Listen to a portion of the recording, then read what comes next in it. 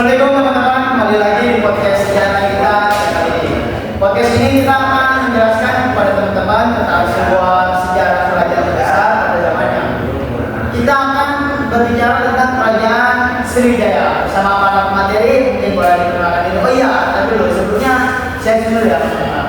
Saya Abdurrahman Fauzi bersama rekan-rekan. Saya Bagas Terbiasa. Saya Fahmi Khair. Di sini kami akan menerangkan kepada teman-teman tentang kerajaan Sriwijaya.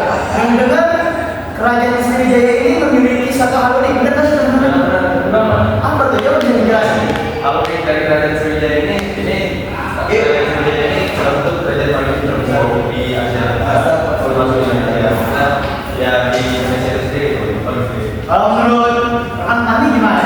Pada kerajaan Sriwijaya Maritim, jadi dia memiliki angkatan laut terkuat pada zamannya.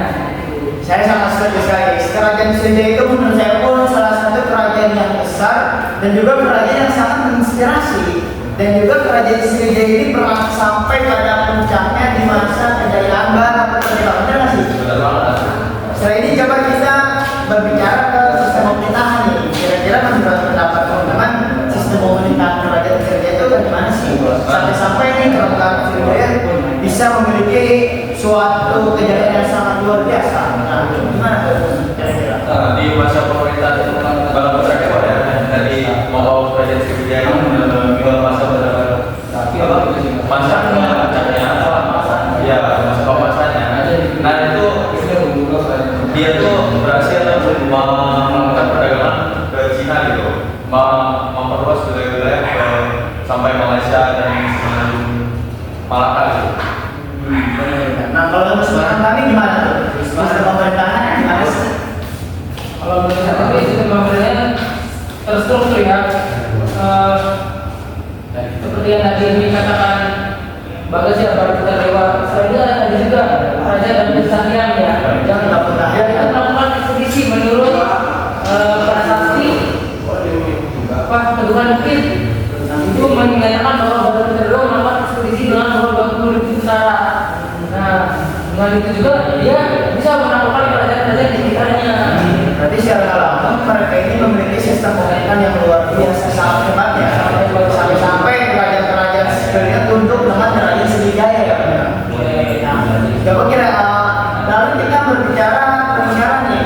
Kira-kira menurut teman-teman ada nggak sih peninggalan dari kerajaan Sriwijaya yang sangat apa ya? Kira-kira membekas dengan sekarang itu?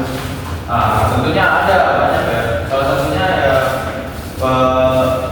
itu ada namanya Arca Durga Mahisa satu Pramagami. Nah itu Arca itu sebagai simbol kan kalau kita tahu tuh kerajaan Sriwijaya seharusnya Buddha ya. Iya. Buddha. Namun Arca ini membawa agama Hindu gitu. Ada simbol Hindunya di sini. Gitu loh. Jadi agamanya itu cuma Buddha doang. Nanti itu agama Hindu ya, tapi lebih kepada Buddha. Itu peninggalan. Kalau menurut kami gimana tuh? Kalau saya kan membahas kerajaan Hindu Malaysia. Di sini aja sih peninggalan besar dari kerajaan Sriwijaya yang sumber agama Buddha. Dari sistem religinya ya. Sumber religinya pengembangan sistem religinya. Walaupun Indonesia besar tapi juga bisa berkembang. Baiklah teman-teman, dari kita udah berbicara sistem pemerintahannya, terus hal unik di kerajaannya, sampai kepada peninggalan-peninggalan. Nah, kira-kira nih kerajaan sebesar itu kok bisa hancur? Kira-kira ada faktor-faktor apa nih? Nah, jangan-jangan kerajaan Sriwijaya itu kalau menurut saya dia itu hancur karena pertama dari serbuan dari kerajaan-kerajaan sekitar. Lalu ada faktor alam, benar nggak kira-kira? Ya benar banget ada faktor alam ya. Jadi salah satu faktor alam di sini itu kan Sriwijaya itu terletak di dekat Sungai Musi ya. Iya, Sungai Musi. Nah, pada waktu itu Sungai Musi itu meluap gitu. Jadi yang dari Sriwijaya itu mengandalkan sistem ekonominya dengan perdagangan maritim. Kapal-kapal ya, dengan kapal-kapal tadi karena Sungai Musi itu meluap, jadi kapal-kapal masuk itu jadi terhambat gitu.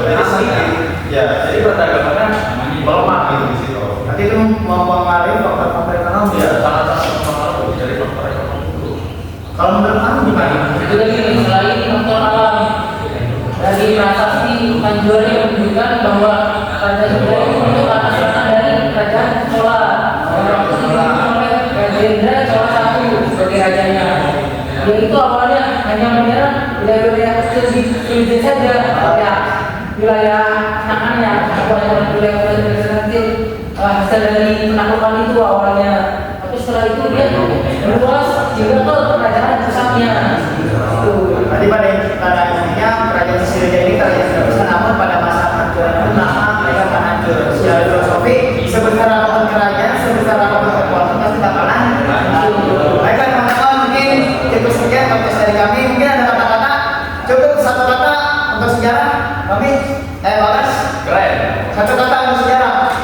Ivan Surya. Satu kata untuk sejarah aja. Mungkin sekian dari kami.